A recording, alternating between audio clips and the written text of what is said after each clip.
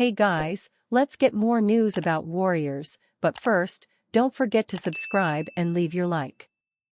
Draymond Green claims Klay Thompson ghosted Stephen Curry before first-ever matchup as rivals. Draymond Green reveals that Klay Thompson involuntarily fired Stephen Curry up for the Warriors vs Mavericks matchup because of ghosting. The Golden State Warriors defeated the Dallas Mavericks 120-117 last night in Klay Thompson's return to the Bay Area after leaving the Warriors for the Mavs this summer. Klay got to see Stephen Curry take over a game firsthand and steal the win from the Mavericks. Draymond Green revealed on his podcast to Baron Davis that Klay got Curry fired up for the matchup because Klay didn't respond to Steph after the Warriors' point guard tried to get in touch with his former teammate of 13 years. Steph was supposed to speak before the game. He was like, "Yeah, I called Raymond and told him I'm not speaking. I just need to lock in on the game, so I ain't even speaking, and I talked to Klay about it." He tried to check in with Klay on something else and Klay ghosted him. And he got pissed. And here we go. Here we go. Locked in. After the Warriors vs Mavericks game, Draymond even spoke about how hard it is to keep in touch with Klay due to the personal nature of his former teammate. As far as keeping in touch, you ever tried to keep it in touch with Klay? It's a very one-sided thing. The love is there, the relationship is there. I'll get back in touch after the season, we'll both be in LA. We'll kick it and spend some time together, but I'm not adding more gray hairs to myself just trying to chase Klay down. Green and Curry expect Klay to be aloof during the season as he focuses on building his life in Dallas. His return to Golden State didn't go well, as the fired-up Warriors managed to win the contest behind Steph going on a solo 12-3 run in the last 2 minutes to give his squad the win. Stephen Curry dominated with 37 points, 14-27 FG, 6 rebounds, and 9 assists, scoring 12 straight points at the end of the game to steal the win from the Mavs, who led by 5 points late in the fourth. Draymond Green had an all-around 11 points, 3-6 FG, 7 rebounds, 6 assists, 3 steals, and 2 blocks. Klay Thompson put up 22 points, 7-17 FG, 6-12 3P, in this highly anticipated return. The Warriors fans honored him by wearing sailor caps for him and giving him a deafening ovation, showing the fan base doesn't resent Klay for checking out pastures new and leaving Curry, Green, and the Warriors. They will have to wait a long time for a return fixture, as the remaining 2 Mavs-Warriors games this season will take place in February 2025.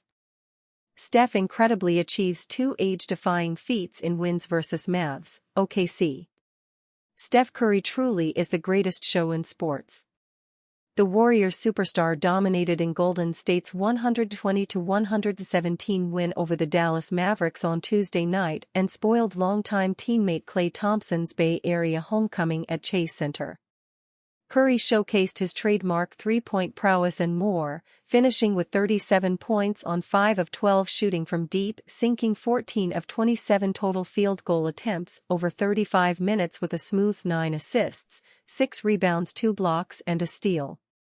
What was an unforgettable night for Thompson and Golden State was, of course, historical for Curry, too, becoming the oldest point guard in NBA history to record back-to-back 30-point games.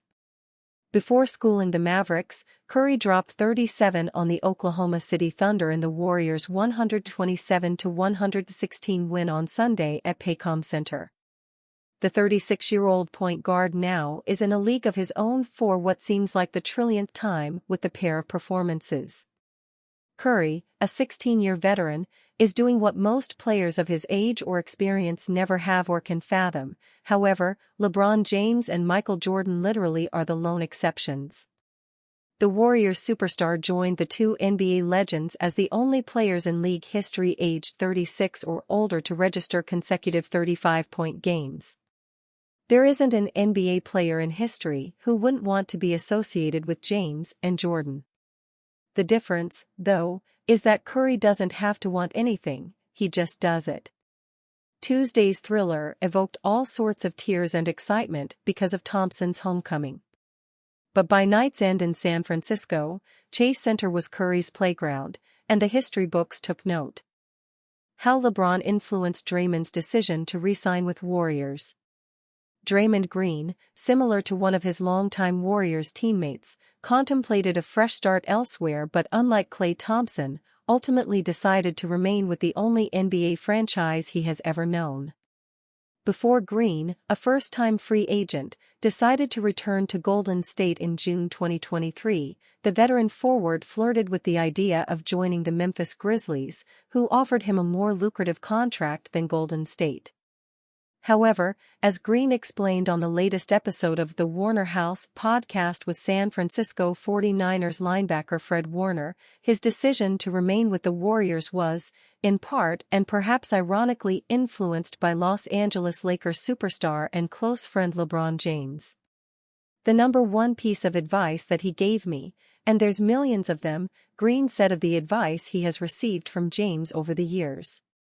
But the one that stands out to me the most, more than anything, was when I came to an inflection point of do I leave the Warriors or do I sign with the Grizzlies? And when I was making that decision, we were actually sitting together. We were in Paris at Fashion Week and I'm having these conversations on the phone.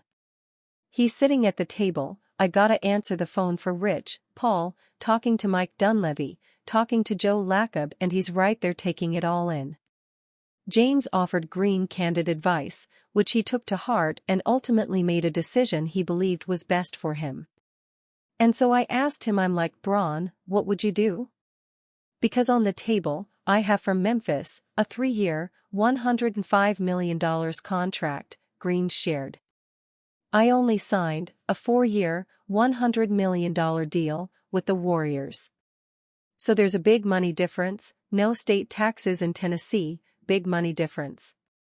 And I'm talking to Bron about it and he's kind of saying it's hard to pass up the money, but he keeps going back to everything Golden State means to me, everything that I've done there.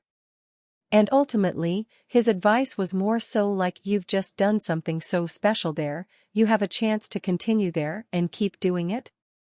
Why not? You can go to Memphis and do great things, and you can possibly be the missing piece to them doing something special, but is it as special as y'all have done? Would that be as special as y'all have done?